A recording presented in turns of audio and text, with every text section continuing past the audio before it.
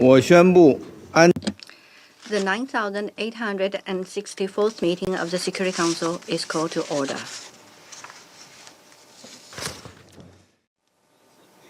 The provisional agenda for this meeting is the situation in the Central African Republic. The agenda is adopted. In accordance with Rule 37 of the Council's Provisional Rules of Procedure, I invite the representative of the Central African Republic to participate in this meeting. It is so decided. In accordance with Rule 39 of the Council's Provisional Rules of Procedure, I invite the following briefers to participate in this meeting. Ms. Valentine Rugabiza, Special Representative of the Secretary General and Head of the United Nations Multidimensional Integrated in the Central African Republic. And Ms. Deja Abeni, President of the Federation of Women Entrepreneurs of the Central African Republic. It is so decided. The Security Council will now begin its consideration of item 2 of the agenda. I now give the floor to Ms. Valentine Rugabiza.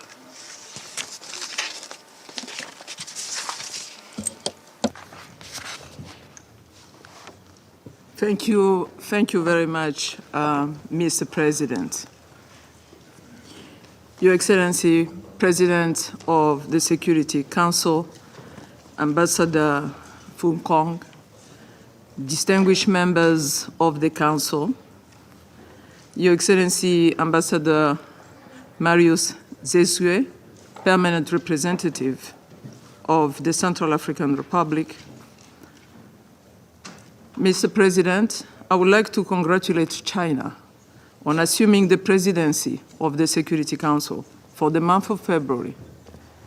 I also take this opportunity to express my gratitude to the Council for the unwavering support expressed to MINUSCA through the unanimous vote on the mandate renewal. Today, I have the honor to present the latest report of the Secretary General and to provide an update on recent political and security developments, as well as MINUSCA efforts in implementing its mandate. 9 days ago, a long-range patrol of the Tunisian contingent was ambushed near Zobasinda, more or less 15 kilometers northeast of Ndele in Bamingui-Bangoran prefecture. That happened while on a protection of civilian mission. Armed elements opened fire on the patrol, resulting on the tragic loss of Sefedin Amrita, a peacekeeper of 29 years old. I strongly condemn this attack and extend my deepest condolences to the family and to the government of Tunisia.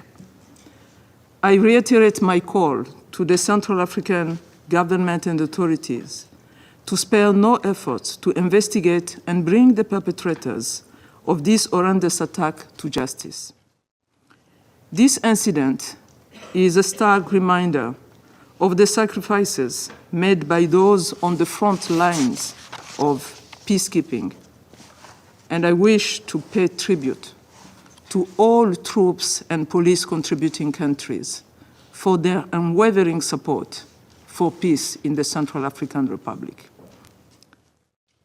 Mr. President, distinguished members of the Council, in 2025, the Central African Republic will be organizing local, legislative, and presidential elections. The upcoming electoral cycle represents a significant opportunity to consolidate progress achieved in the extension of state authority and to lay the foundation for decentralized governance. As such, the organization of safe, transparent, and inclusive elections will contribute towards addressing root causes of recurrent conflict in CAR. I'm pleased to report that progress has been made in the implementation of the electoral process. This momentum has been driven by sustained national commitment and enhanced collaboration with MINUSCA, the UN country team, and other partners to advance the revision of the voter list as a cornerstone for inclusive and credible local, legislative, and presidential elections. The first phase of the voter list revision was successfully carried out in 11 of the 20 prefectures of the Central Africa, from 24th November 2024 to the 20th of December. During this period, MINUSCA intensified its multifaceted support to national authorities in synergy with the UN country team. As a result, 98% of registration centers were operational, allowing for 570,000 new voters to be registered. I also welcome the commitment made by the National Electoral Authority to reopen during the second phase the few registration centers which were not operational due to security challenges. Distinguished members of the Council, on 18th of December 2024, the inaugural meeting of the National Committee on Securing the Elections was convened and chaired by the Prime Minister, further demonstrating national commitment to fostering a conducive environment for the conduct of elections. In addition, continuous efforts are underway to encourage the registration of all eligible citizens, with particular attention to women, youth, internally displaced persons, as well as returnees and refugees. This is done through coordination with the government, the UN country team, and civil society. I call on the government and partners of the government to provide timely resources to not jeopardize the implementation of the revised electoral list, as well as the calendar. Mr. President, the persistent pockets of insecurity, particularly in areas where armed groups engage in predatory operations to control mining sites and transhumance corridors, remain a real concern.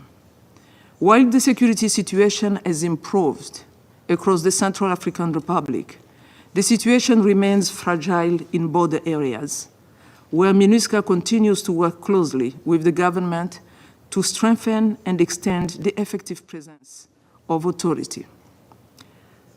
On 17th of January, the inauguration by the Prime Minister of the first ever multi-service border post in the Central African Republic, built and equipped by MINUSCA in the locality of Bembere at the border with Chad, represent a significant milestone. As such, the implementation of the Central African National Border Management Policy requires additional support, including through replicating this initiative as a model to facilitate borders control and address cross-border threats, notably in the northeast, where the spillover of the conflict in Sudan is the most prominent threat. On that note, I welcome the positive steps taken by the Central African government to enhance its security cooperation with neighboring countries. Mr. President, distinguished members of the Council, this month marks 6 years since the signing of the political agreement for peace and reconciliation in the Central African Republic. In this context, I'm particularly encouraged by the progress achieved so far, including the dissolution of 9 out of 14 signatory armed groups and the notable extension of state presence and authority in areas formerly occupied by armed groups. I also note the strengthening of the decentralization of the political agreement, proving effective in promoting local mediation and social cohesion. However, notwithstanding the ongoing efforts by the government and international non-governmental organizations to continue engaging with still active armed groups that have left the agreement, I should note that results are yet to materialize.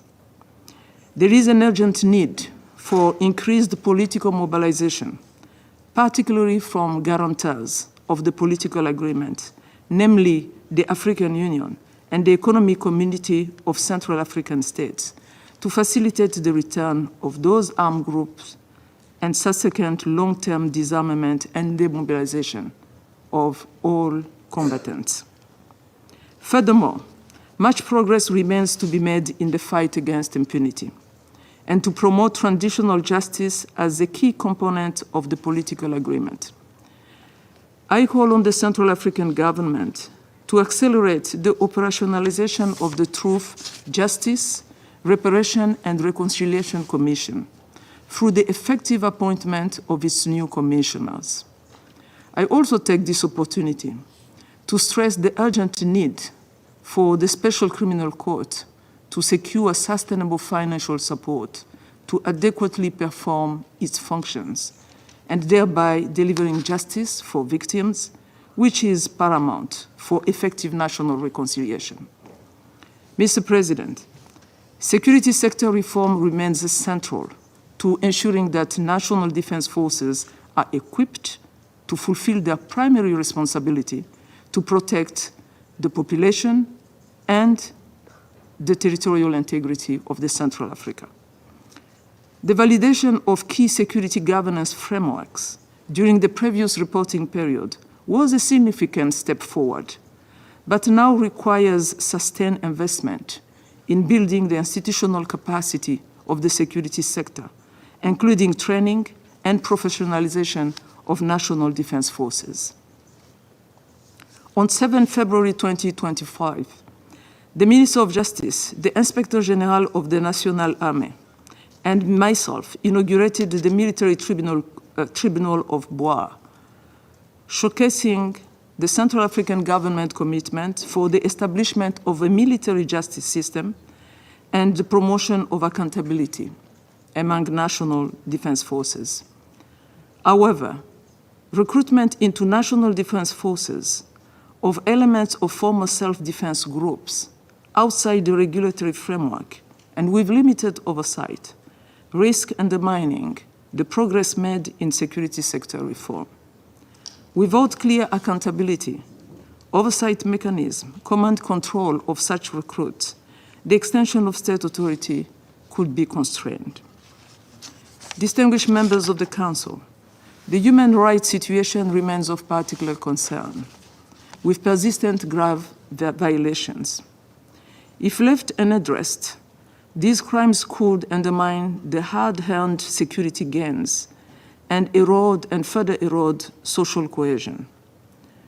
I therefore call on the government to continue taking decisive action to address these violations, ensuring accountability for all perpetrators.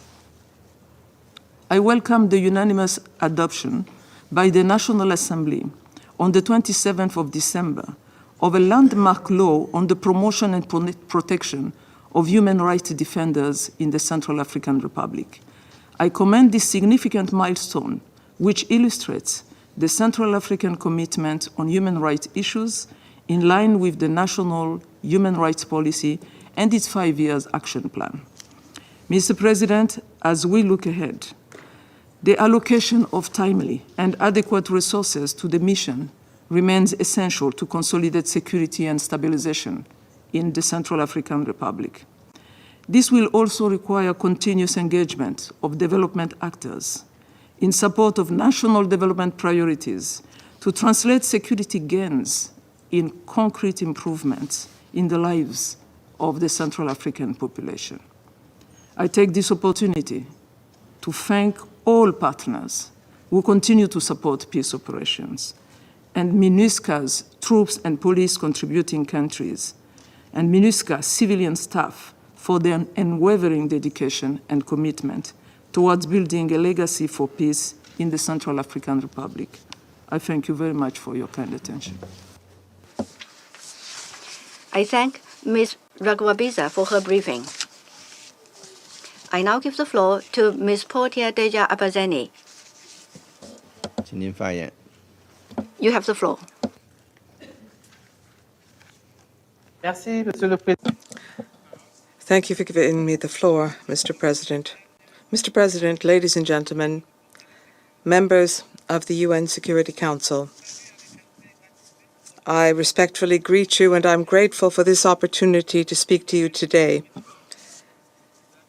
As President of the Federation of Women Entrepreneurs of the Central African Republic, I am here today to speak to you about a subject which is close to my heart,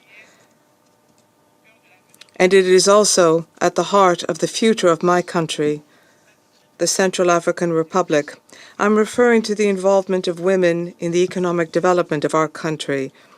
Despite the adoption of international conventions and a constitution guaranteeing equal rights, harmful practices have continued to slow the progress of women in CAR. The Central African Republic, in the grips of a political and military crisis since 2012, is facing major economic challenges with a rising poverty rate and low representation of women in leadership positions.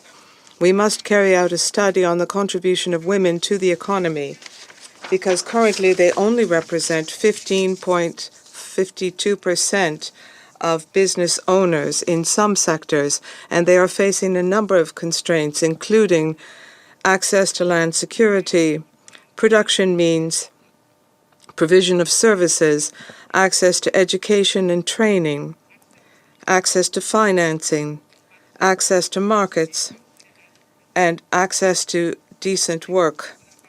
The existence of my federation is a crucial asset for the development of women's entrepreneurship in the CAR. It is a place for exchanging and sharing experience among female entrepreneurs at the local level, and it also brings together women from the sub-region and elsewhere. FAFECA, my federation, was created in 2023 by women entrepreneurs in the CAR. The primary goal is to unite women entrepreneurs within a single body so that we can pool our efforts to speak out, so that we can speak out in a single voice and to be a driving force for proposals and for solutions so that we can create a more just and unified economy. In the past 2 years, we have elevated women's entrepreneurship in the CAR by doing the following. Through networking, 102 women entrepreneurs who are members of my federation have participated in international conferences and exhibits on entrepreneurship in a number of countries. The National Fair for Women's Entrepreneurship, SANEF, which was held from the 4th to the 9th of March 2024 in Bangui, brought together more than 2,500 women entrepreneurs from 20 prefectures of the CAR and from the diaspora. 3 clusters were set up. There was an advisory service provided, a service to promote trade and industry, and there was focus on food security. In terms of training, more than 2,700 women received practical training in leadership, management, financial education, digital marketing, and project management. The first national boot camp for women working in the agricultural sector, organized from the 25th of April to the 1st of May last year, helped improve the skill sets of 200 rural female farmers and ranchers, and they focused on value chain management. In terms of access to the markets, 7 agricultural fairs were held. This generated 6,000 tons of products which were sold and more than 25 million Central African francs in sales. More than 1 million people learned about the benefits of buying local products. And finally, during the National Fair, 150 stands were set up, drawing more than 1,000 exhibitors and 1 million visitors, generating 45 million in Central African francs in sales. The achievements of Central African women in entrepreneurship stem from their determination and their political will. However, much remains to be done. We need more support, more resources. We need greater acceptance of women entrepreneurs and policies and programs promoting women's entrepreneurship, as well as facilitated access to financing. Promoting equal economic opportunities between men and women is an issue of social justice, and it is crucial for the sustainability and profitability of companies. The CAR cannot reach its full potential as long as more than 51% of its population, I'm referring to women, remain marginalized. The main challenge is helping women and youth to become genuine entrepreneurs. This is essential for economic growth and stability in the job market. I am therefore appealing for support to back initiatives for women's entrepreneurship in the CAR. We need your support to Égalité des sexes. continue to promote gender equality and the empowerment of women in our country. We need your support to help women overcome the obstacles that they face so that they can achieve their full potential. We need your support to build a stronger and more inclusive economy in the Central African Republic. Together, we can make a difference. Together, we can build a better future for all women in the Central African Republic. Thank you for your kind attention. I thank Ms. Deja Abeni for her briefing. I now give the floor to those council members who wish to make statements. I give the floor to the representative of France.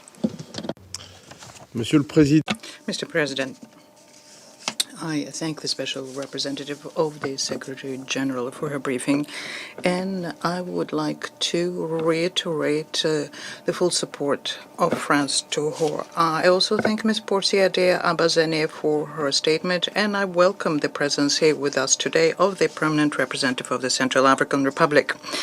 France welcomes the commitment of the government of CAR to organize local and general elections, which are planned for 2025.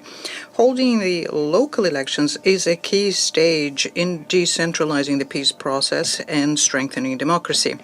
It is essential les conditions favorables conditions which are conducive to having free, transparent, and inclusive elections, in particular for women, the young, and members of civil society.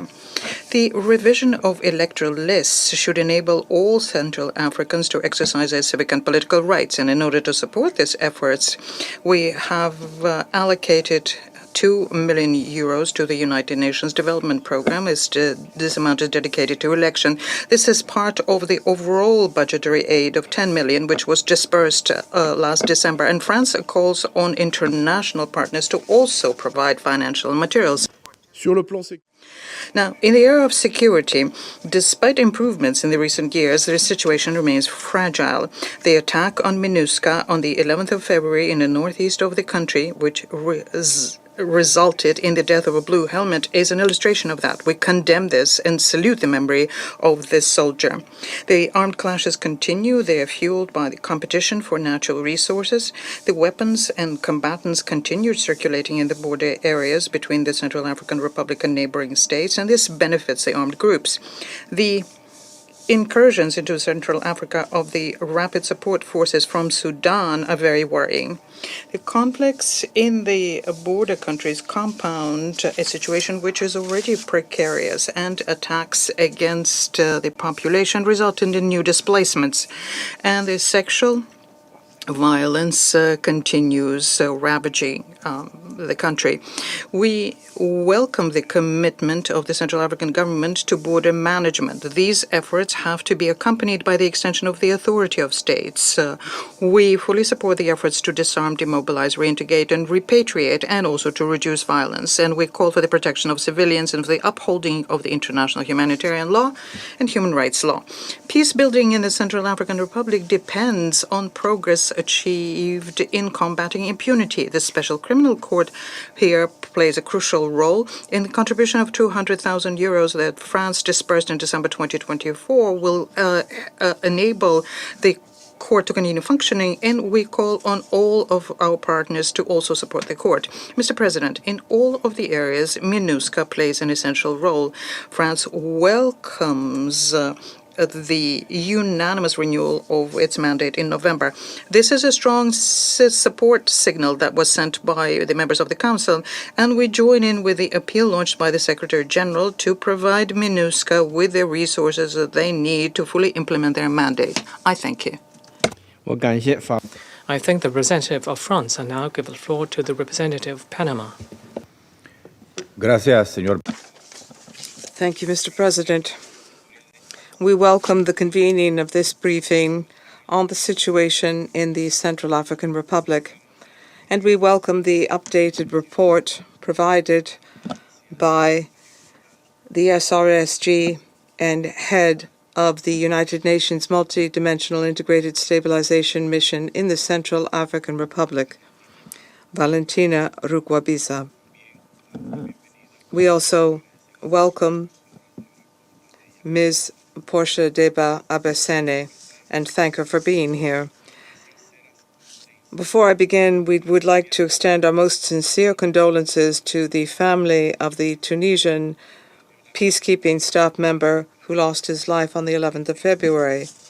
This horrific act carried out against individuals who are devoting their lives to protecting civilians and bolstering peace in the CAR is unacceptable and must be condemned unreservedly. Excellencies, 2025 is a pivotal year for the CAR.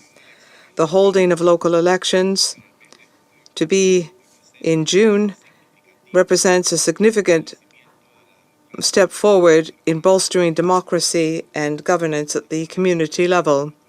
It is also a key component of the political agreement. These will be the first local elections in more than 3 decades, and therefore, this process must be transparent, inclusive, and representative of the diversity in the country and must be duly financed. It is important to recognize the efforts and preparations leading up to these elections, including voter registration, despite the financial and logistical challenges. These challenges must be overcome to guarantee the integrity and equality of the process. We are concerned about allegations referring to a reduction in civic and political space, as well as calls for institutional reforms. That being said, we urge the Central African Government and the National Electoral Commission and all stakeholders to guarantee that these elections will be carried out in a peaceful environment with the participation of all sectors of society, including, in particular, women, youth, and traditionally marginalized communities. In this way, we would be recognizing their key role in promoting peace and ensuring social cohesion in the CAR, despite the obstacles they face on the political front in terms of access to resources and protection. We urge the international community to bolster their inclusion in the decision-making process and guarantee their safety. The international community must continue to support these efforts through technical assistance, through electoral monitoring, and financial support. In this way, guaranteeing transparency and legitimacy of the electoral process. This democratic exercise will not only consolidate good governance in the CAR, but it will also lay the foundation for lasting peace and sustainable development. In this context, our country expresses its support for MINUSCA, whose work has been crucial in protecting the civilian population, in strengthening the political process, and in implementing the 2019 peace agreement. The international community must continue to support the mission, guaranteeing necessary resources and mandate so that the mission can carry out its tasks with utmost efficiency. Mr. President, the crisis in the CAR must not be forgotten in the face of other global emergencies. The humanitarian situation remains alarming. According to recent data, some 3 million people require urgent assistance. The conflict has led to the forced displacement of 1.4 million Central Africans. and approximately 664,000 of them have sought refuge in neighboring countries, while more than 465,000 remain displaced within the national territory. Similarly, we would therefore urge the international community to redouble its financial support for the humanitarian response plan, which is facing a funding shortfall, and to provide support to humanitarian agencies working on the ground. The Council has reaffirmed the link between climate change, peace, and security. In the CAR, drought and deforestation have limited access to water and arable land, further worsening the humanitarian crisis and generating tension between ranchers and farmers. This has promoted instability and violence. The climate facilitated recruitment of youth by armed groups, and this perpetuates a cycle of violence and insecurity. Integrating environmental mitigation in the peace consolidation initiatives is essential to reduce risks and strengthen stability. In order to address these issues in a cross-cutting fashion, namely to address sustainable development, climate resilience, and reducing vulnerabilities, all of that needs to be done to achieve lasting peace. We call on parties to turn away from violence and to use dialogue as the only path towards lasting peace. Only close cooperation between the government, civil society, regional actors, and the international community. Only in this way can we contribute to a sustainable development for the Central African people. Thank you. I thank the representative of Panama and now give the floor to the representative of Denmark. Thank you, Mr. President. And thank you, SRC Rugabiza, for your comprehensive and informative briefing. I also wish to thank the President of the Federation of Women Entrepreneurs, Ms. Albazene, for her work and for her words to the Council this morning. And I welcome the participation of the permanent representative of the Central African Republic in this meeting. As others, Denmark condemns in the strongest terms the attack on 11 February, which resulted in the death of one peacekeeper. We express our heartfelt condolences to the family, government, and people of Tunisia. This attack underscores the dangers faced by UN personnel. Mr. President, I'll make 3 points. First, on elections accountability and reconciliation. Free and fair and peaceful elections are fundamental to the continued peace process in the Central African Republic. Denmark welcomes MINUSCA's efforts to support voter registration ahead of the upcoming local elections. The successful registration process in Bangui provides a strong foundation for expanding access beyond the capital. Ensuring the meaningful participation of women, young people, and marginalized communities remains essential. We underscore the urgent need to extend voter registration efforts beyond Bangui in a timely manner. Denmark also commends the ongoing peace and reconciliation initiatives. The decentralization of the peace process to local communities is producing tangible results, not least fostering greater inclusion. These local engagement initiatives are making a difference, reducing conflict and strengthening community resilience. Second, Mr. President, on the security and humanitarian situation. Denmark remains deeply concerned about the impact of violence and regional instability on the people of the Central African Republic. Rising insecurity along the northeastern border, as well as escalating violence in border areas in the southeast and northwest, threaten hard-won progress. It also worsens existing humanitarian challenges. In this regard, we commend the work of the host state and welcome the recent agreement between the governments of the Central African Republic and Chad to establish joint border security posts. We acknowledge MINUSCA's vital role in facilitating this initiative, which is a great step towards greater regional stability. Mr. President, despite this progress, the humanitarian situation remains dire. High levels of food insecurity persist, compounded by climate-related disasters, including flooding. Restricted access to basic services exposes women and girls to high risk of gender-based violence, including rape and early and forced marriage. We commend MINUSCA's continued efforts to support the government, UN agencies, and humanitarian partners in responding to these urgent needs. We also positively note the recent adoption of national legislation on the protection of human rights defenders. This is an important step in safeguarding fundamental freedoms. Mr. President, my third point on operational challenges.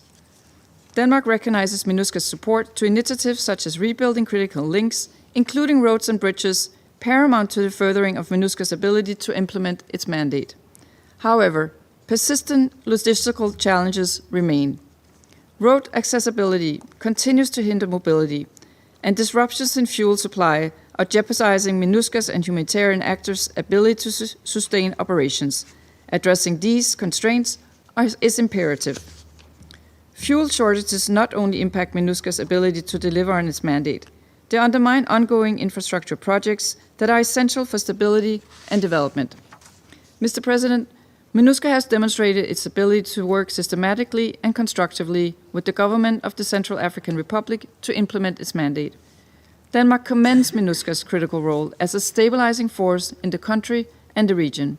As we look ahead, the international community must ensure that MINUSCA continues to receive the support and resources necessary to sustain its progress and maintain peace and security in the Central African Republic. Thank you. I thank the representative 我请美国代表。 to the representative of the United States. Thank you, Mr. President. I'd like to start by offering our condolences and deepest sympathies for the Tunisian peacekeeper who was fatally wounded in the February 11th attack on MINUSCA patrol. The U.S. condemns all attacks against peacekeepers and thanks Tunisia for its contributions to MINUSCA. Madam SRSG, thank you for your informative briefing, illustrating MINUSCA's vital role in supporting peace and security in the Central African Republic. I would like to thank you and your mission's leadership, MINUSCA's staff and troop and police contributing countries, for your commitment to promoting peace in the Central African Republic and helping to establish the conditions necessary for the country to break from past cycles of violence. We commend MINUSCA's recent work with the National Election Authority to support voter registration and prepare for local elections. And we look forward to the mission's support for the second phase of voter registration in March. We were also pleased a joint border post built and equipped by MINUSCA was opened on the Chad border in January. This is a step toward the expansion of state authority over the entire Central African territory and along its borders. We commend strengthened cooperation between Central African and Chadian authorities. Colleagues, the United States is committed to Central African Republic sovereignty and independence. MINUSCA is key to promoting these goals and remains the least costly way to achieve them. By promoting security and stability and working with the CAR government to expand state authority, MINUSCA plays a vital role in creating conditions conducive to peace and economic development. Partnerships among MINUSCA, the CAR government, and the local population are essential to achieve the mission's priority tasks. Respect for human rights is also crucial to sustainable peace and prosperity, and MINUSCA continues to play an invaluable role in reporting on human rights protection, challenges, and progress in the country. Regrettably, not everyone shares these goals. It is clear Kremlin-backed actors purporting to be security partners are undercutting the Central African Republic's authority and undermining peace, with the primary goal of stealing CAR resources without contributing to its development. These Kremlin-backed actors are also undermining the stability of the Central African Republic and the self-determination of its people through these actors spreading insidious propaganda. I will say what we have said before. It is unacceptable a member of this council continues to disseminate information diminishing the credibility and effectiveness of MINUSCA. Such manipulation harms the civic space and impedes democratic development. For MINUSCA and the Central African Republic to be successful, it is imperative the status of forces agreement is upheld and alleged violations of the agreement are reported to the Council. I thank the SRSG for her reporting on compliance with the agreement and express our serious concern regarding the reported violation, namely the blocking of MINUSCA fuel trucks. This must stop. Additionally, MINUSCA can only be successful when the UN zero tolerance policy is fully implemented. We are deeply concerned by the allegations of sexual exploitation and abuse outlined in the most recent Secretary General report, and there must be accountability for these actions. Colleagues, in closing, the U.S. calls on all armed actors to lay down their weapons and join the process for peace. And we urge the government and the political opposition to engage in open dialogue to reduce tensions in the run-up to the historical local elections in July. Thank you, Mr. President. I thank the representative of the United States. I now give the floor to the representative of Pakistan. Thank you, Mr. President. Mr. President, we thank you for convening this morning's briefing. We express our gratitude to Ambassador Valentine Rugabiza, Special Representative of the Secretary General and Head of MINUSCA, for her important briefing. We also thank Ms. Pora Abeni for her contribution on the human dimensions of the situation. We also welcome the participation today of the permanent representative of the Central African Republic in our proceedings. Mr. President, we condemn the attack on 11 February, which killed a MINUSCA peacekeeper. We offer our condolences to his family and the government and people of Tunisia. The perpetrators must be brought to justice. Mr. President, we wish to make the following points. First, Pakistan conveys its deep appreciation to MINUSCA for its efforts to promote peace in the Central African Republic. MINUSCA has demonstrated its ability to anticipate, innovate, and adapt in addressing the operational challenges. Pakistan is proud to have 1,300 of its troops in MINUSCA. Second, as of 4th February, unpaid assessed contributions to the special account for MINUSCA amount to $570.7 million. There is an urgent need for the allocation of commensurate resources to MINUSCA to implement its priority mandated tasks, including its multidimensional support for the elections and the extension of judicial, administrative, and security support to the authorities. Now, more than ever, a strong and effective MINUSCA is needed to sustain peace in the Central African Republic. Third, the 2025-2026 elections represent a unique opportunity to consolidate gains made towards strengthening stability in the Central African Republic. We welcome the continued efforts of the government to prepare for these elections. Fourth, we commend the government of the Central African Republic for continued positive developments in the implementation of the political agreement for peace and reconciliation. Despite this progress, the clashes over transhuman corridors and the religious and ethnic overtones of clashes between armed groups in some areas are concerning. If unaddressed, these may jeopardize social cohesion as well as security and stability. We call on the armed groups that have not laid down their arms to cease hostilities and return to the track of political dialogue. Fifth, the inauguration of the Bambere multi-service border post on 17 January at the border between the Central African Republic and Chad represents a significant milestone in the Central African Republic's efforts to strengthen border management, enhance security, and promote economic cooperation. This achievement has been made possible through the collaborative efforts of the government, MINUSCA, Chadian authorities, and development partners.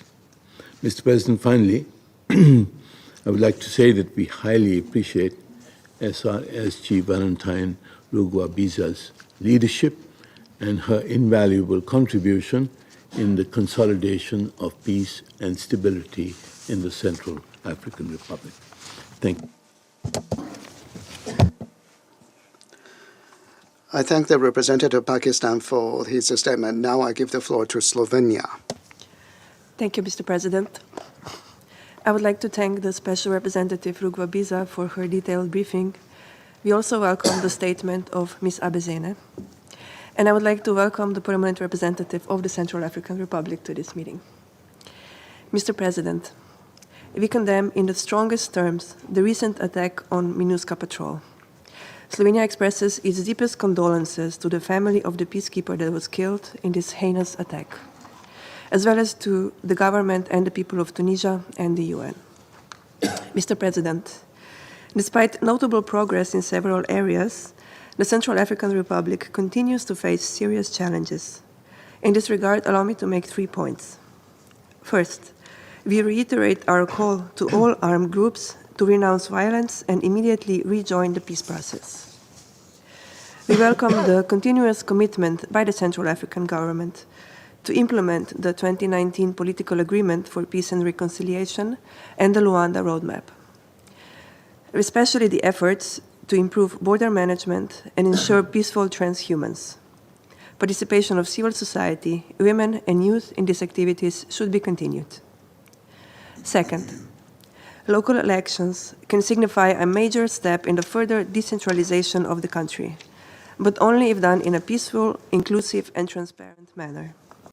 We are encouraged by the political and financial commitment of the Central African government towards voter registration and other electoral processes. However, elections will only be considered credible and democratic if all eligible voters are able to register and cast their votes, including women, youth, minorities, internally displaced persons, returnees, and refugees. We also encourage the Central African government to enable open political and civil space and to continue the dialogue among all political actors. Furthermore, the attacks on voter registration agents must stop. The government and MINUSCA should do their utmost to ensure their safety. We take note of the funding shortfall in regard of the proposed budget for the local elections. The European Union, of which Slovenia is a member, has already contributed $2.2 million to the UN Basket Fund. We support the appeal of the Secretary General to the international community to provide additional financial and material resources for the timely and orderly holding of elections.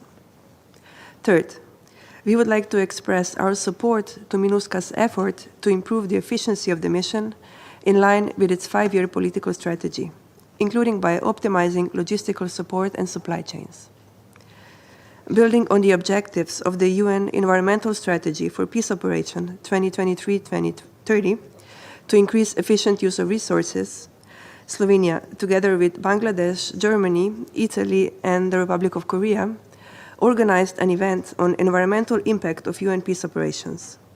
We have heard that by increasing the share of renewable energy, MINUSCA not only decreased its environmental footprint, but also improved its operability and effectiveness, minimizing exposure and threats to its peacekeepers. This has enabled them to carry out its mandate more effectively. This calls for our continued support to all environmental management initiatives by MINUSCA, and we encourage the mission to continue with its ongoing efforts. Finally, reported allegations of sexual exploitation and abuse by MINUSCA staff are extremely alarming. We urge MINUSCA and relevant troop-contributing countries to promptly investigate them, to take all appropriate measures, and to continue to provide assistance to the victims. Mr. President, the unanimous decision by this Council to renew the mandate of MINUSCA confirmed the crucial role that the mission plays in the peace and stabilization process of the Central African Republic.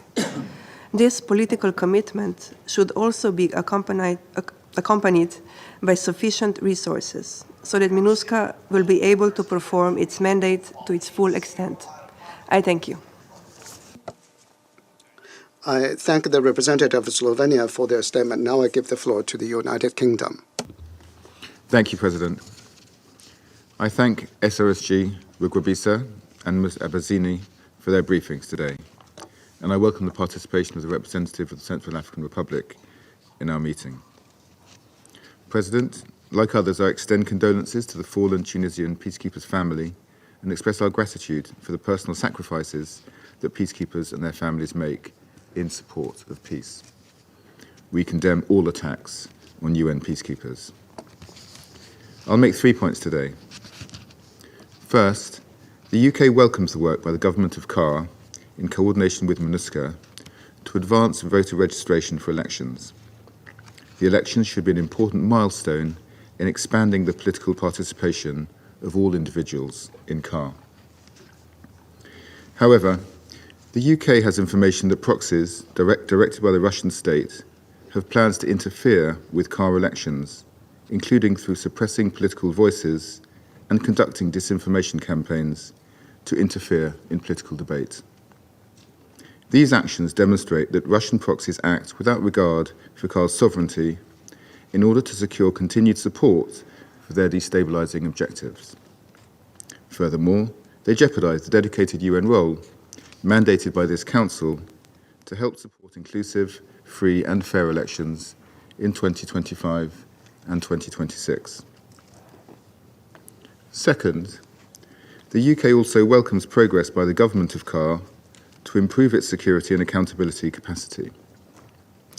This includes delivering the first disciplinary sanctions against magistrates since 2013. However, as the Secretary-General's report highlights, CAR faces many security challenges. Attacks by Sudanese Rapid Support Forces in CAR threaten progress made in implementing the 2019 political agreement. The UK calls on all actors to respect CAR's territorial integrity. We also encourage the government of CAR to enhance border management with Sudan to support refugees and prevent their exploitation by armed elements. Third, we remain concerned at the human rights situation in the country. The UK condemns reports of Wagner, T-Azande, and other armed groups committing atrocities against civilians, including conflict-related sexual violence. Grave violations against children are also increasing. We urge the government of CAR to enhance their efforts to identify recruited children and secure their handover to child protection actors. We also call on all actors to the conflict to uphold their obligations under international humanitarian and human rights law. President, to conclude, the coming year will be important for supporting peace and security in CAR, including through elections. The UK remains committed to supporting MINUSCA and the government of CAR to embed genuine, long-term security while preserving CAR's sovereignty. I thank you. I thank the representative of the United Kingdom for their statement. I give the floor to Somalia. Mr. President, I have the honor to deliver this statement on behalf of the A3+, namely Algeria, Guyana, Sierra Leone, and my own country, Somalia. We thank Ms. Valentine Rugabiza, Special Representative of the Secretary General and Head of MINUSCA, and Ms. Pora Deja, President of the Federation of Women Entrepreneurs and of the Central African Republic, for their informative briefings to the Council on the situation of the Central African Republic. We also acknowledge the presence of the permanent representative of the Central African Republic in this meeting. We extend our gratitude to the UN personnel serving in Central African Republic, as well as the troop contributing countries, for their unwavering dedication to the peace and stability in Central African Republic. The A3+ strongly condemns the killing of the Tunisian peacekeeper of United Nations Multidimensional Integrated Stabilization Mission in Central African Republic, MINUSCA, on the 11th of February of 2025 near the village of Zobazinda while conducting a patrol to protect civilians. We express our deepest condolence to the families of the peacekeeper, the government, and the people of Tunisia, as well as MINUSCA. We reiterate that attacks against UN peacekeepers in Central African Republic are a violation of international humanitarian law, and we urge all parties to the conflict to ensure their protection. Mr. President, A3+ is concerned about the multidimensional challenges facing the Central African Republic, and we wish to make 3 points in this regard. First, we commend the government's continuous effort to implement the political agreement for peace and reconciliation. We are encouraged by the positive development on deepening decentralization, national cohesion, and peaceful transhumance activities. Noting the progress made in implementing the disarmament, demobilization, rehabilitation, and reintegration DDRR program with the support of MINUSCA, we urge the government to ensure that the DDRR operations are conducted within the national program and in the context of a comprehensive economic empowerment and development agenda. In this regard, we further urge those armed groups that have not done so to cease hostilities and participate in the political dialogue and the peace initiatives. Despite security, logistical, and financial challenges, preparations toward local, legislative, and presidential elections are progressing and must be supported. We emphasize the need for an open and constructive dialogue between the government and opposition parties to create conditions for peaceful, inclusive, and transparent elections. A3+ calls for concerned efforts to ensure that all eligible citizens are registered during the first and second phase of the voter registrations, with particular attention to women, youth, minorities, and internally displaced persons, as well as returnees. This will further strengthen the Central African Republic-owned and led political process. In this regard, we urge MINUSCA and other development partners to prioritize electoral support, including through financial contributions to the basket fund managed by the UNDP, strengthening confidence-building measures and promoting inclusiveness so that the outcome of the election will be credible and reflect the will of the people of Central African Republic. We encourage the government of Central African Republic to consider restructuring the National Electoral Authority and the Constitutional Council in order to increase the inclusivity of the upcoming elections. We wish to underline that the success of the local election process is essential for the strengthening of direct democracy, legitimacy, and local development, and the extension of the state authority throughout the national territory. Second, on the security front, despite some gains achieved in different parts of the country, the A3+ remains concerned about the instability in the areas of the northwest and the east, with armed confrontations concentrating around mining sites and along the transhumance corridors, exacerbating internal displacement and the humanitarian crisis. We note that the conflict in Sudan continues to have implications for peace and stability in Central African Republic. We call for reinforced efforts to provide humanitarian assistance to the refugee and displaced persons while also enhancing border security and prevent spillover violence. Given the importance of strengthening the porous borders and internal security, we welcome the inauguration of the Bambere multi-service border post, the first ever multi-service border post in Central African Republic, built with the support of MINUSCA. The inauguration of this border post, coupled with reactivation of the bilateral joint commission with Chad, will contribute to enhancing security and economic cooperation across the Great Lakes region. We call for the enhanced border security measures to curb the movement of armed groups and illicit arms trafficking, which continues to destabilize parts of the Central African Republic, and by fully implementing the border management policies. Third, A3+ notes with concern that human rights violations and abuses increased during the reporting period. We continue to strongly condemn the persistent violations of international humanitarian law and violations and abuses of human rights, particularly conflicts-related sexual violence and violations against children. We call for the protection of the civilians and the accountability measures to address the human rights violations and abuses, bearing in mind the threat they pose to social cohesion and stability. A3+ commends the government of Central African Republic for the signing of the handover of the protocol on the protection of the transfer of children associated with armed forces with the United Nations, and urge that further measures be taken to protect conflict-affected children and end their recruitment and use by armed forces and armed groups. Mr. President, impunity perpetuates the cycle of gender-based sexual violence and in Central African Republic and undermines efforts to protect peace and development.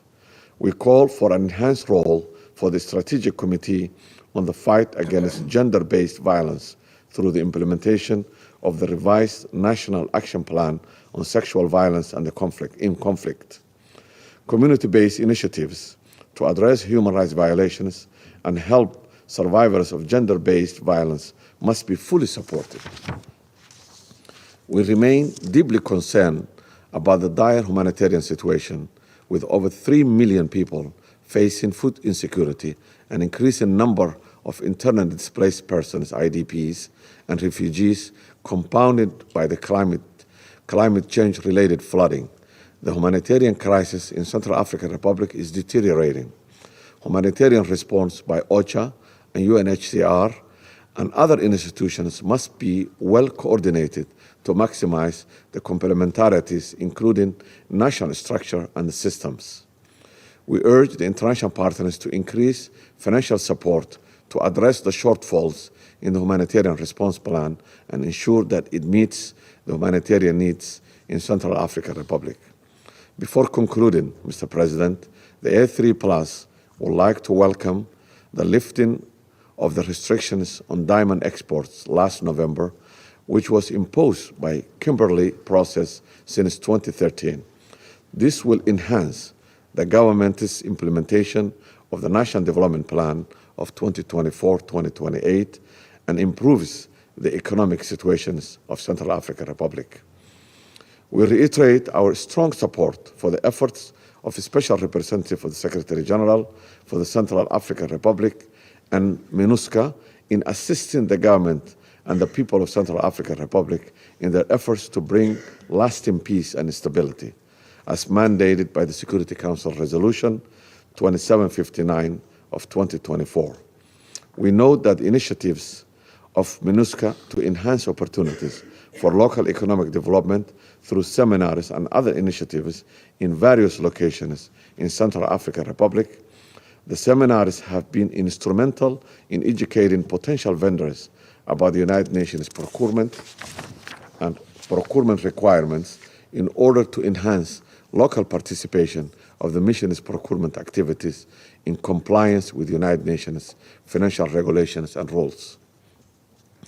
Mr. President, in conclusion, A3+ remains firmly committed to the independence, territorial integrity and sovereignty of Central African Republic. We reiterate our call for all armed groups, including foreign actors, to cease their destructive actions in Central African Republic and allow the implementation of the comprehensive peace process. The government of Central African Republic must be able to positively harness and judiciously manage its natural resources to attain peace and sustainable development for its people. We underscore the importance of respecting the sanctions regime against the armed groups as part of the efforts to address the conflict in the country and to fully implement the 2019 Peace and Reconciliation Agreement, whose 6th anniversary was celebrated earlier this year. I thank you. I thank the representative of Somalia for the statement, and I now give the floor to the representative of the Republic of Korea. I thank SRSG Rugabiza and Ms. Abeni for their informative briefings. I also welcome the representative of the Central African Republic to today's meeting. Before I begin, Republic Korea strongly condemns the attack that claimed the life of a peacekeeper last week. We extend our deepest condolences to the family of the bereaved and to Tunisia. We reiterate that attacks against peacekeepers may constitute war crimes and call for a thorough investigation to ensure accountability. We also affirm our unwavering support for SRSG Rugabiza and the MINUSCA. I wish to highlight the 3 points today. First, we call on the CAR government to continue preparing for timely, orderly, and inclusive local, legislative, and presidential elections. While we take note of the need for adjustments faced with the funding and operational challenges, efforts should be sustained to keep the electoral process on track. These elections, when held, will present a vital opportunity to consolidate CAR's hard-won gains. We were encouraged to see the CAR government actively promote the full, equal, meaningful, and safe participation of women, youth, internally displaced persons, and the returnees in the first round of voter registrations. Such a notable effort should continue in the following rounds as well. The recent adoption of the law on the promotion and the protection of human rights defenders and the operationalizations of the National Human Rights Steering Committee are positive developments.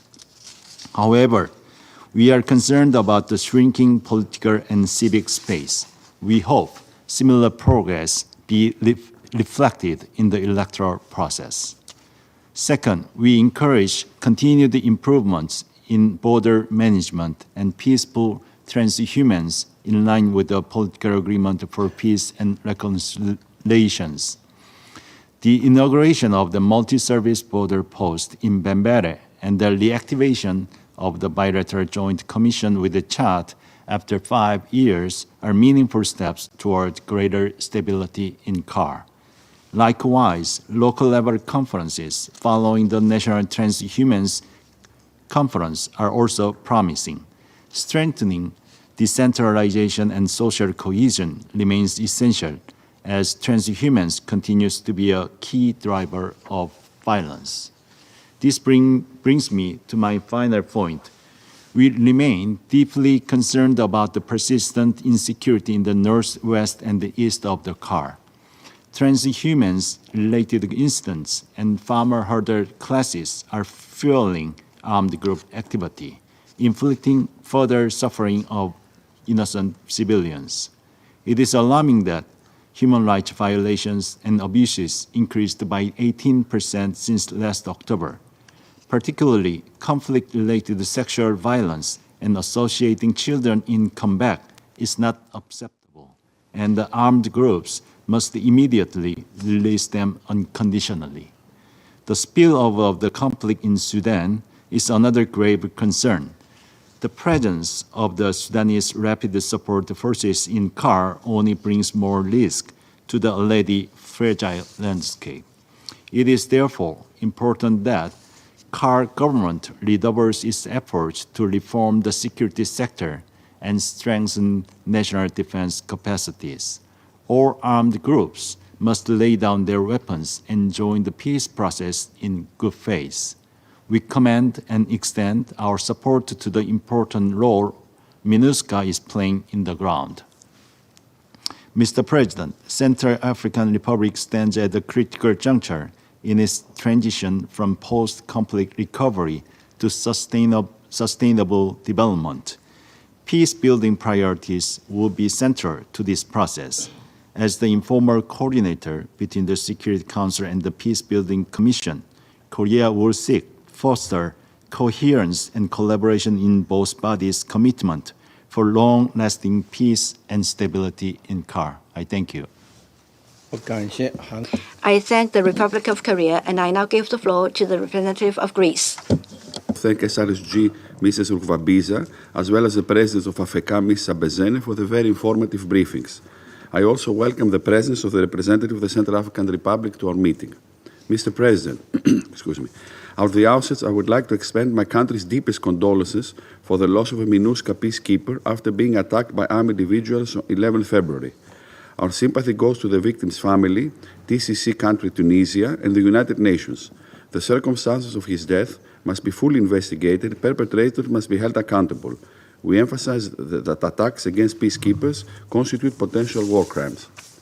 Mr. President, the reporting period under consideration, as highlighted also by the SRSG's presentation in her update, was marked by positive developments in the political process, in particular the advancements of electoral preparations for the local as well as legislative and presidential elections expected to be held later this year and in 2026 respectively.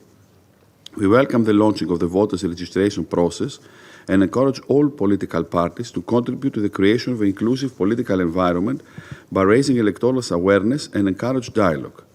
To this end, the registration and mobilization of women and youth voters is essential, and specific public funding should be guaranteed by the government of CAR for the support of the general electoral effort. On the security situation, we acknowledge further progress being achieved on the restoration of state authority in areas beyond the capital's boundaries, a positive trend to which MINUSCA continues to significantly contribute. Nevertheless, we express concern over the significant impact which the ongoing conflict in Sudan has on CAR, recent gains on overall border management policy through the recent effective bilateral cooperation with Chad are undermined by the transiting of armed groups across the porous northeastern region of the country. On the humanitarian front, the country's situation remains of high concern. We commend and support all UN and humanitarian staff who operate on the ground and call for the undisputable need of securing safe and unhindered delivery of humanitarian assistance across CAR's provinces. Mr. President, we continue to witness violations and abuses of human rights in the country.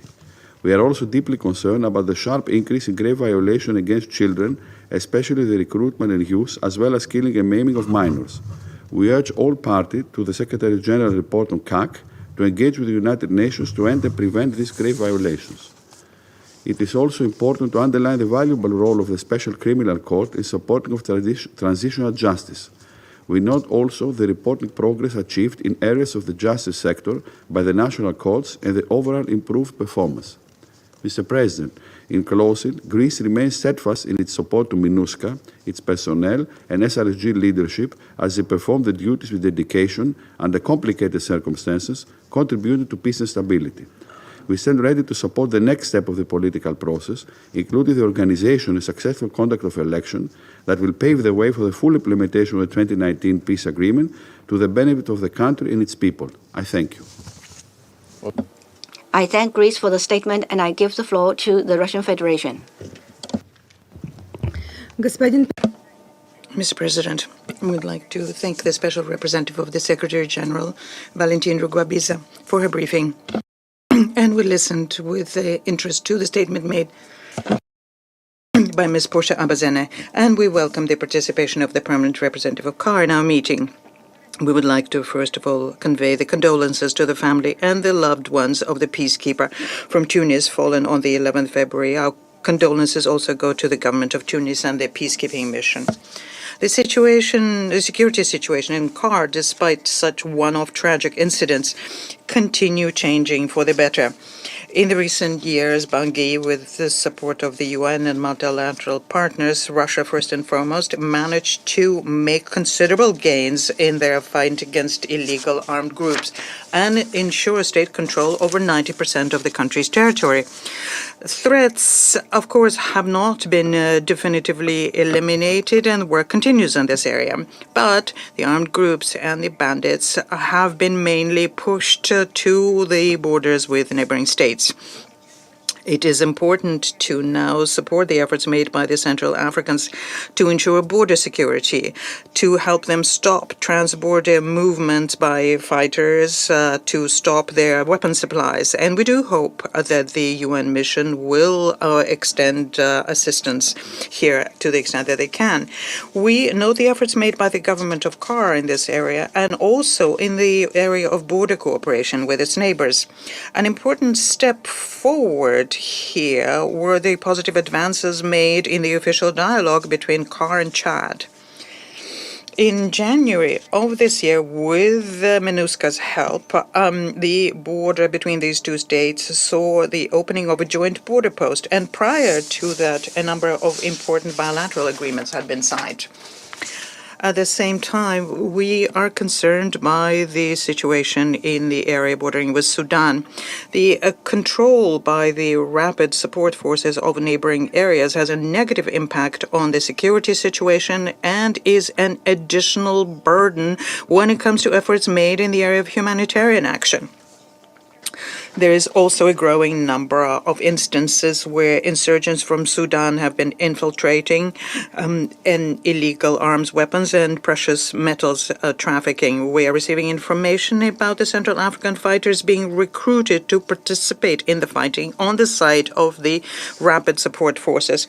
We support Bangui's intent to curb challenges there, and we are convinced that a consistent growth in the combat readiness of the armed forces of CAR and the international support will help ensure that their reaction measures are effective.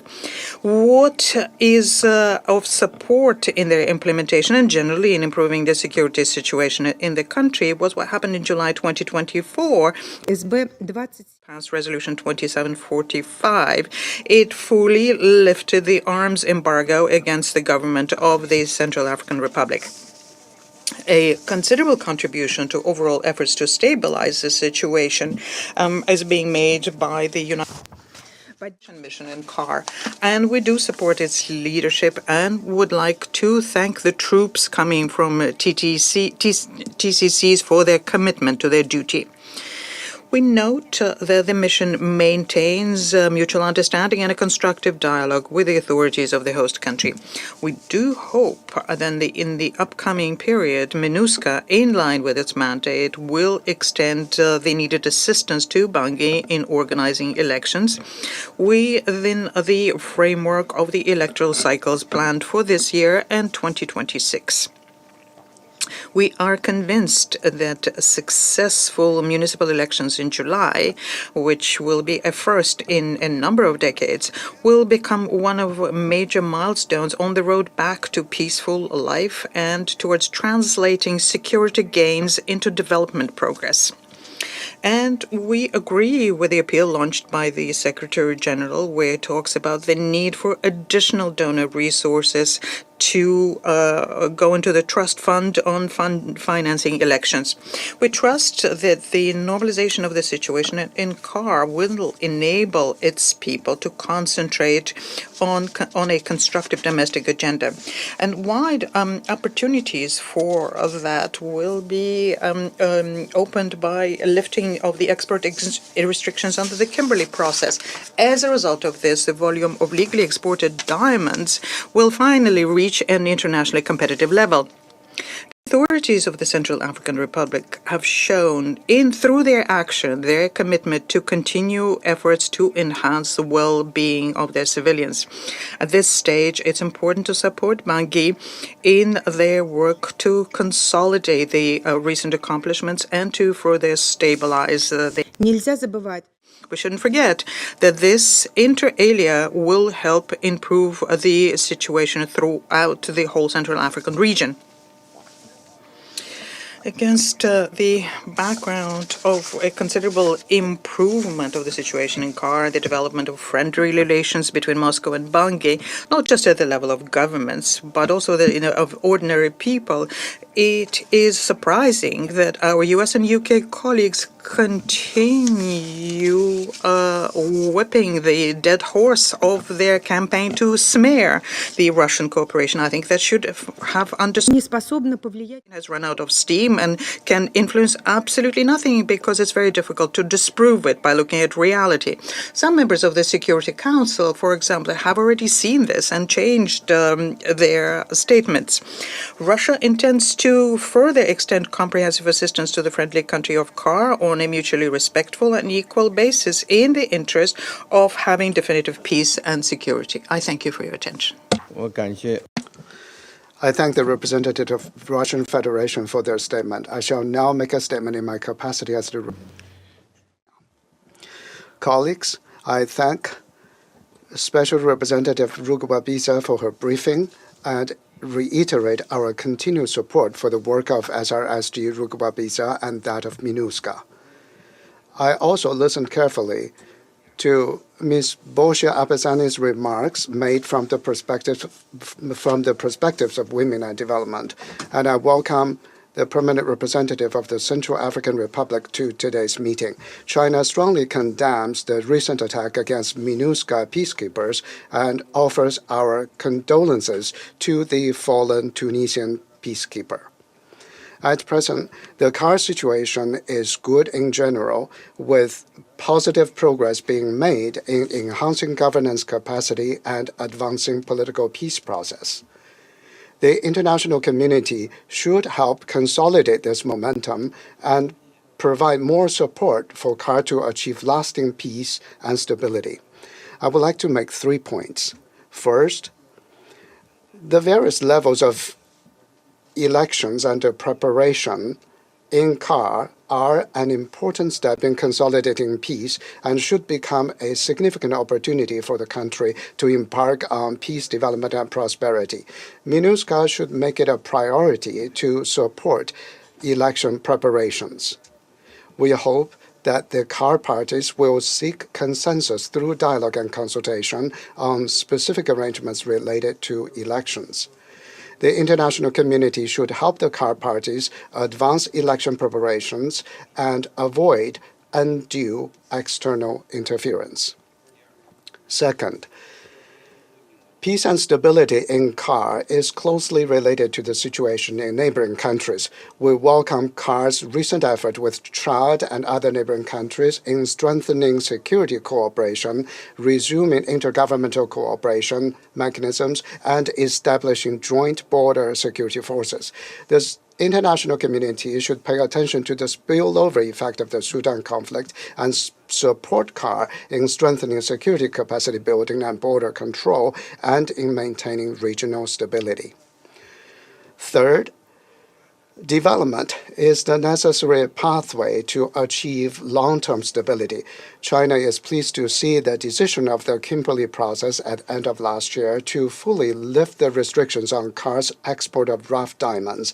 Such export is believed to be a new point of growth in CAR's economic recovery. Well, assistance, the international community should, in light of the priority areas identified in CAR's National Development Action Plan, actively increase investment and expand economic and trade cooperation with CAR, so as to help CAR realize sustainable development at an early date. In this regard, helping youth and women in seeking employment and entrepreneurship is critical for improving livelihoods, economic development, and social stability. China has always been a steadfast partner in supporting CAR's development. Last September, President Deja, while visiting China and attending the China-Africa Cooperation Forum Beijing Summit, drew up with the Chinese leaders a roadmap of practical cooperation between the two countries. China would like to work with CAR to implement the consensus of the two countries' leaders and do our part for CAR's development, prosperity, and long-term peace and stability. I now resume my function as President of the Council. I give the floor to the representative of Central African Republic. Merci, Monsieur le Président. Thank you, Mr. President. Mr. President, Excellencies, distinguished members of the Security Council, allow me to begin by congratulating the People's Republic of China for presiding over the Security Council and for its skillful leadership in conducting our work this month. I would also like to welcome the new non-permanent members to the Council whose mandate began in January. We wish you every success. I would also like to express our gratitude to Ms. Valentine Rugabiza, SRSG, and head of MINUSCA for in support of the CAR. And finally, I thank Ms. Portia Ms. Portia Deja, President of FAFECA, for her inspiring contribution. Mr. President, since the signing in 2019 of the political agreement for peace and reconciliation, the CAR, that date marked a crucial phase in the recent history of our country. Over the past 6 years, we've recalled the firm determination of the CAR people and His Excellency Touadera, President of the CAR, head of state, to break free from decades of violence and to build a new future based on unity, social cohesion, and national reconciliation. Since the signing of this agreement, the CAR has made considerable progress in pursuing peace and bolstering state authority. Thanks to the united efforts of the government, our bilateral and multilateral partners, including MINUSCA, as well as civil society, 9 of the 14 armed groups have solemnly announced their dissolution, and 7,000 combatants have been demobilized, and 20,000 weapons of all calibers have been collected. This is a sign of historic progress, and it is proof of the collective commitment and the political will in our country. These are founding pillars for peace. However, while this progress is noteworthy, there is still one major challenge: the complete eradication of these isolated armed groups which continue to carry out atrocities against our civilian population. The goal of the President of the Republic is clear and unwavering: to have a CAR which is free from any illegal weapons and to guarantee a future and can live in peace, security, and dignity, well-deserved dignity. These efforts require commitment and perseverance, and it will only end when the last weapon has been laid down and there are no other armed groups threatening the sovereignty of the state. To that end, once again, we launch an appeal to all armed factions who are still reluctant to join the peace process. The door for dialogue remains wide open, and the peace agreement, along with the Luanda roadmap, remain the legitimate framework for achieving reconciliation together. Every stakeholder involved today has the responsibility to promote this peace process and ensure its implementation. I would mention the key role to be played by the guarantors and facilitators of this process, but I would also mention the role of the Security Council, which must go beyond discussions and take effective measures to make sure that these reluctant armed groups return to the peace process. We need specific and targeted individual sanctions, and we need to make sure that we address the supply and the financing of these groups so that we can reach our goals. Mr. President, despite a few isolated attacks along the border, the security situation in the CAR remains stable thanks to the efforts of the government and our international partners. These groups, like the CPC, continue to attack the civilian population, to sow terror, and they also target the defense forces, MINUSCA, and humanitarian convoys. They pillage villages and markets. They hamper the free circulation of goods and persons, and they disrupt the electoral process. This insecurity directly threatens the democratic process, which we intend to consolidate. Here, I wish to express our solidarity and our compassion to MINUSCA at the loss of the Tunisian Blue Helmet, who was a victim of the cowardly attack on the 11th of February against one of the convoys in the prefecture of Bamingui-Bangoran. We firmly condemn this act, and we extend our deepest condolences to his family and to the people and government of Tunisia. The CAR government is fully committed to working with MINUSCA so that this act does not go unpunished, and to make sure that the perpetrators are brought to justice. In the border regions, the crisis in Sudan has a serious impact on our country. The proliferation of cross-border armed groups is worsening the situation, in particular in the Vakaga region, where there are repeated incursions which threaten stability in the region.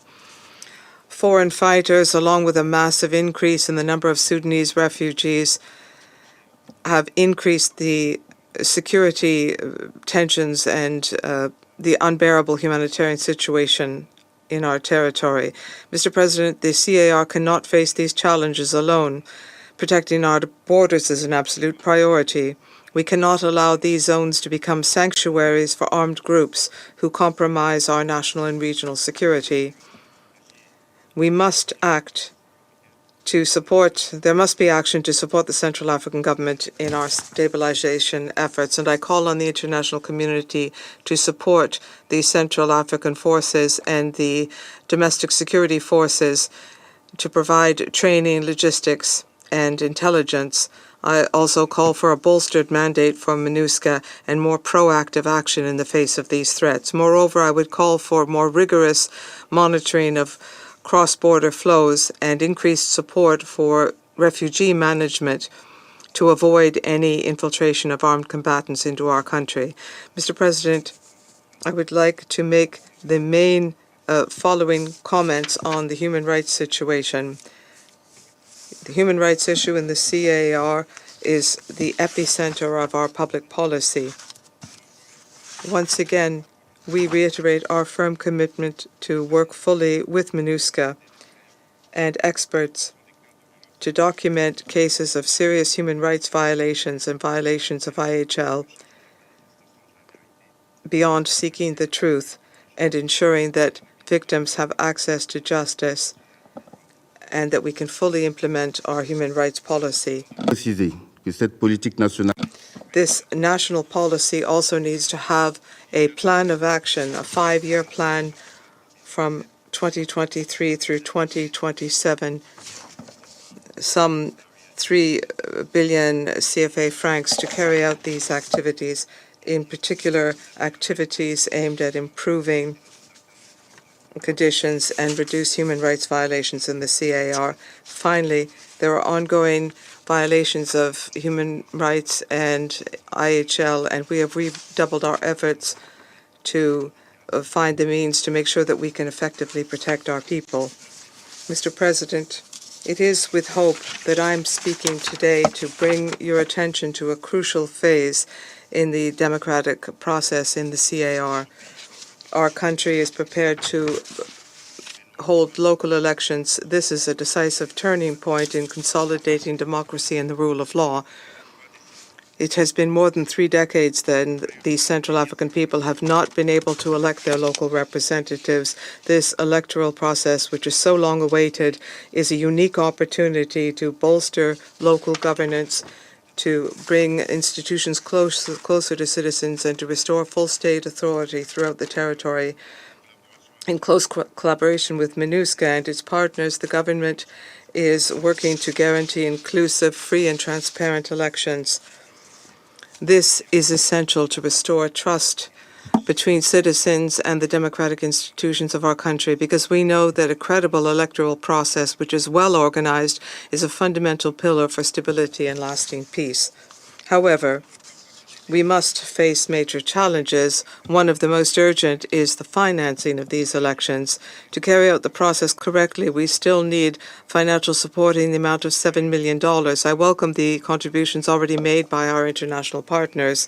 This is proof of their commitment to democracy and stability in the CAR. But it is essential for additional resources to be mobilized quickly so that we can ensure the proper holding of elections. The holding of these local elections is a key step towards the consolidation of the state, the prevention of conflicts, and the rebuilding of the social contract between the authorities and the population. By supporting this process, the international community will be directly contributing to peace and development in our country. Therefore, I call today on some members of this Council to set aside their geopolitical considerations are of no interest and which is tantamount to looking for a needle in a haystack, and we call on you to continue to support us in this democratic process. I call for international mobilization to ensure the success of the electoral process so that our citizens can exercise their right to vote in full security. Mr. President, Excellencies, today the CAR is entering a new phase with the confirmation of its status as a participant, a full-fledged participant in the Kimberley process, and the lifting of all restrictions on exports of raw diamonds. This decision taken at the Kimberley process in Dubai in November 2024 is the fruit of the strong commitment of the CAR government and its partners to restore legitimacy and transparency of our diamond industry. Our government is working tirelessly to implement the requirements of the Kimberley process to bolster the normative framework and to improve the monitoring and traceability mechanisms. Thanks to progress, our country has shown its firm commitment to guarantee that transparent trade in diamonds will be in compliance with international norms. Thanks to this progress, our country is firmly committed to providing a transparent process for our diamonds that is secure and complies with international norms. The CAR is particularly grateful leadership of the UAE in the Kimberley process. That country has played a key role in achieving this crucial goal. I also thank the other international partners, the members of the states of the Kimberley process, organizations and civil society, experts, and all of those who contributed technical support, their commitment and cooperation for this collective success. This progress is proof of what can be done when national instruments are underpinned in good faith and are not manipulated through solid international cooperation and a common vision for sustainable development and governance over our natural resources. Mr. President, let me reiterate once again that every step forward in the area of peace and security must be consolidated through concrete and lasting actions. We know that peace is not just the absence of conflicts. It must be anchored in inclusive economic growth, effective governance, and real opportunities for our people. That is the vision that guided the drafting of our National Development Plan 2024 to 2028. Today, it is our roadmap for a more stable and prosperous future.